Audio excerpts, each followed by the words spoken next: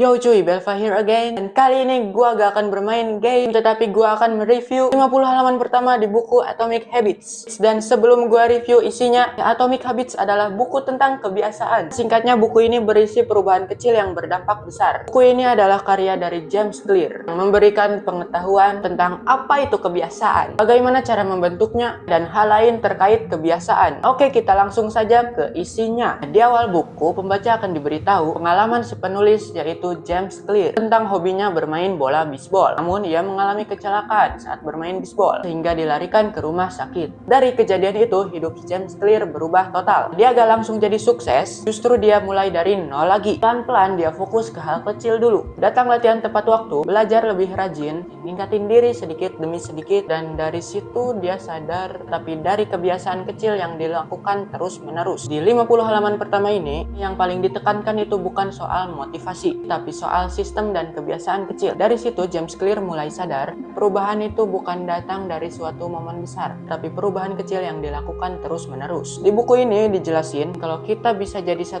lebih baik setiap hari, hasilnya akan beda jauh dalam jangka panjang. 1% itu kelihatan kecil banget, tapi kalau dilakukan setiap hari efeknya numpuk, dan itu yang bikin perbedaan besar. Yang menarik, 1% lebih buruk setiap hari juga bakalan berdampak. Jadi kebiasaan kecil jelek itu kalau dibiarkan, efeknya juga besar. Jadi menurut gua, konsep 1% ini simple banget, tapi justru karena simple sering diremehin. Tapi yang lebih menarik lagi, James Clear bilang, masalahnya bukan di tujuan kita, masalahnya ada di sistem kita. Banyak orang punya tujuan yang sama, semua orang pengen sukses, semua tim pengen juara, tapi yang bikin beda, itu sistem yang mereka pakai setiap hari. Tujuan itu cuma arah, tapi sistem itu proses harian yang bikin kita sampai ke arah itu. Contohnya, lu nge-gym, kalau tujuan lu cuma pengen badan gede, tapi gak punya jadwal latihan yang jelas, ya gak bakal konsisten. Kita turun ke level sistem kita, mungkin selama ini kita bukan kurang motivasi, tapi kurang sistem. Tapi ternyata ada yang lebih dalam lagi dari sistem. James Clear bilang, perubahan kebiasaan itu sebenarnya soal identitas. Banyak orang fokus ke apa yang mau dicapai, padahal yang lebih penting itu kita mau jadi siapa. Ada 3 level perubahan. Yang pertama ada outcome atau hasil. Yang kedua ada process atau sistem. Dan ketiga ada identitas. Dan yang paling kuat itu ada di level identitas. Bedanya jauh.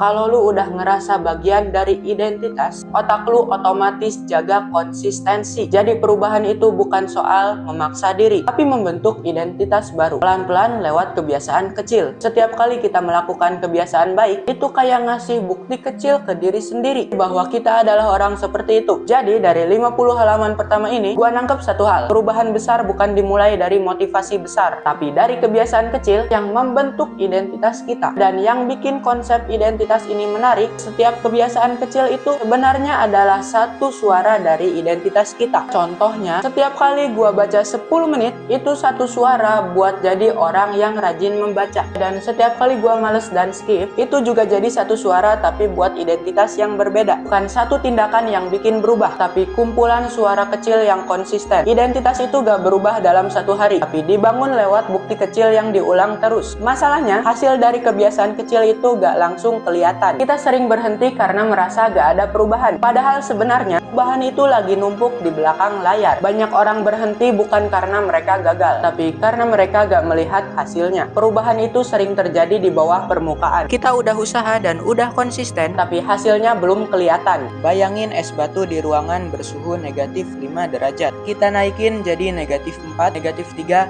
dan negatif 2, dan gak ada perubahan. Sampai akhirnya di 0 derajat, es itu tiba-tiba mencair. Padahal perubahan sebenarnya udah terjadi dari awal. Masalahnya, banyakkan orang berhenti di negatif 1 derajat. Mereka merasa gak ada hasil, lalu menyerah. Jadi mungkin selama ini kita bukan kurang disiplin, tapi kita berhenti sebelum mencapai titik perubahan. Kalau digabungin semua, 50 halaman pertama ini sebenarnya ngajarin satu pola yang sama. Perubahan kecil 1% itu membentuk sistem. Sistem yang konsisten membentuk identitas. Identitas yang bikin kita tetap bertahan, bahkan saat hasil belum kelihatan. Jadi masalahnya bukan di mimpi kita, bukan juga di kemampuan kita, tapi di kebiasaan kecil yang diulang setiap hari. Jadi mungkin kita bukan kurang motivasi, kita cuma terlalu cepat menyerah sebelum hasilnya kelihatan. Tapi ini bukan berarti kita cuma nunggu hasil tanpa evaluasi. 1% itu tetap harus dilakukan dengan arah yang jelas. Konsisten itu penting. Kalau sistemnya salah, ya kita cuma jadi konsisten dalam kesalahan. Jadi kuncinya bukan cuma sabar, tapi sabar sambil tetap memperbaiki sistem. Hasil memang gak langsung kelihatan, tapi progres selalu bisa dirasakan dari disiplin, dari konsisten, dan cara kita berpikir. Mungkin itu doang dari gua. Mohon maaf kalau ada yang salah. Sampai jumpa.